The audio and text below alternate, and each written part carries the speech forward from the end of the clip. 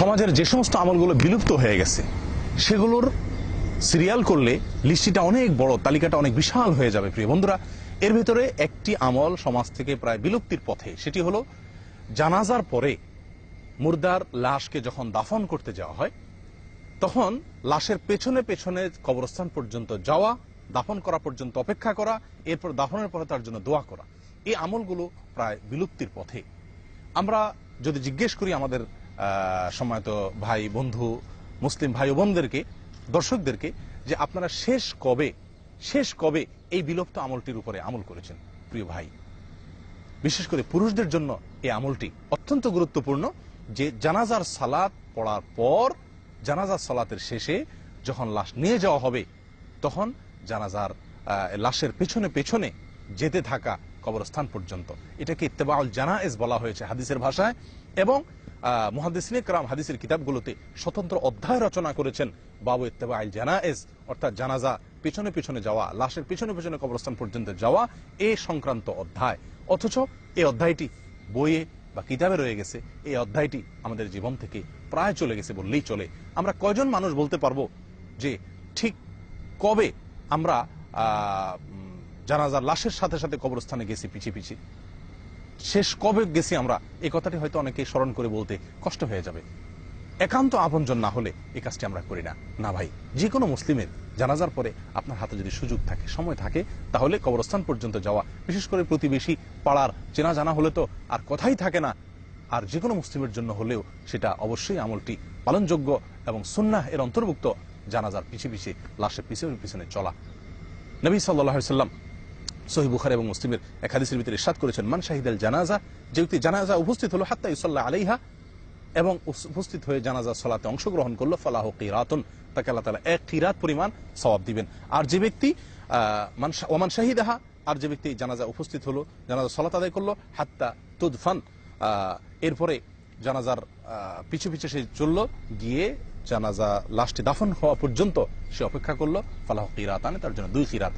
প্রশ্ন করা হলো, কিরাতের পরিমাণ কতটুকু ইয়া রাসূলুল্লাহ, কিরাত কি? তখন নবী সাল্লাল্লাহু আলাইহি ওয়াসাল্লাম বলেছিলেন, 2টি বিশাল বড় পাহাড়। 2 কিরাত বলতে 2টা বিশাল বড় পাহাড় পরিমাণ সওয়াব আল্লাহ তাআলা তাকে দান করবেন। তাহলে জানাজার সালাত আদায় করলে আমি যে সওয়াব পাচ্ছি, যদি লাশের পেছনে পেছনে কবরস্থান পর্যন্ত গিয়ে দাফন পর্যন্ত অপেক্ষা করি, তাহলে আমি ডবল সওয়াব পাচ্ছি। প্রিয় বন্ধু, আমলটি উঠে গেছে। সুযোগ সময় করে, বিশেষ করে প্রতিবেশী, কাছাকাছি চেনা জানা লোক হলে এই আমলটি আমাদের সবারই করা উচিত।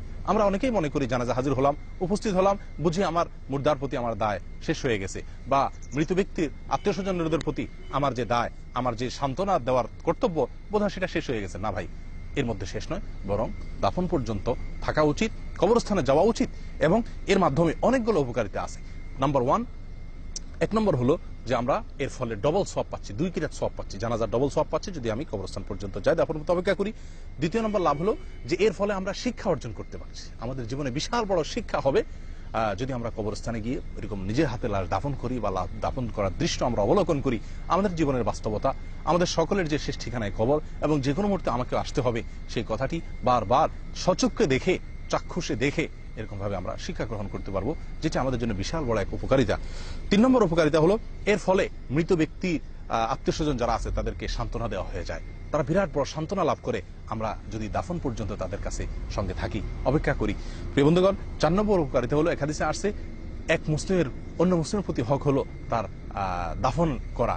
তাহলে দাফন করা পর্যন্ত যদি আমি থাকি, তাহলে সেক্ষেত্রে আমার মুসলিম ভাইয়ের হক বা অধিকারটুকু আদায় করা হয়ে গেল।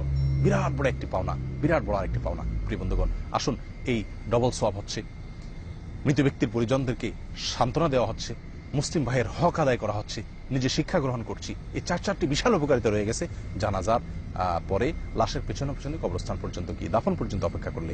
এবং দাফনের পরে একটি আমল আছে যেটি সুনান ইবনে মাজাতে আসছে, অনেকেই আমরা জানি না। লাশ দাফন করার পরে মুর্দার জন্য দাঁড়িয়ে কেবলামুখী হয়ে নিজের মতো, যার মতো করে হাত তুলে অথবা হাত তোলা ছাড়া আল্লাহর কাছে আমরা দোয়া করতে পারি। নবী সাল্লাল্লাহু আলাইহি ওয়াসাল্লাম বলেছেন দাফন করার পরে যে তোমরা তোমাদের ভাইয়ের জন্য ফাসআলু লিআখিকুম আস-সুবাত, ইস্তাগফিরু লিআখিকুম ওয়াসআলু লাহু আস-সুবাত, তোমাদের ভাইয়ের জন্য আল্লাহর কাছে ইস্তিগফার করো দাফন করার পরে। তিনি বলেছেন, এবং তিনি যেন কবরের প্রশ্নের উত্তরে অটল থাকতে পারেন, দুনিয়াতে যেরকম ইমানের উপরে ছিলেন কবরের প্রশ্নের জবাবে যেন অটল থাকতে পারেন, সেই দোয়া করো। এই জন্য দাফন করার পরে মুর্দার জন্য দাঁড়িয়ে দোয়া করা সুন্নত, কিবলামুখী হয়ে, যে আল্লাহ আমাদের এই মুর্দা, আমাদের এই ভাই যিনি চলে গেছেন, আমাদের এই বোন যিনি চলে গেছেন, তার জন্য আল্লাহ আপনি মাফ করেন, মাগফিরাত নসিব করেন তাকে, এবং তাকে ওইরকম ভাবে অটল রাখেন ইমানের উপরে দুনিয়াতে যেরকম সে ছিল, অর্থাৎ ইমানের উপর তাকে অটল থাকার তৌফিক দান করেন। প্রিয় বন্ধুগণ, আসুন এই বিলুপ্ত প্রায় সুন্নতটাকে জিন্দা করি। যে কোনো মানুষের জানাজার পরে তার লাশের পিছনে পিছনে কবরস্থান পর্যন্ত যাই, দাফন মতো অপেক্ষা করি এবং দাফনের পরে তার জন্য দোয়া করি। আল্লাহ তাআলা তৌফিক দান করুন। ওয়া আখিরু দাওয়ানা আলহামদুলিল্লাহি রাব্বিল আলামিন। আসসালামু আলাইকুম ওয়া রাহমাতুল্লাহি ওয়া বারাকাতুহু।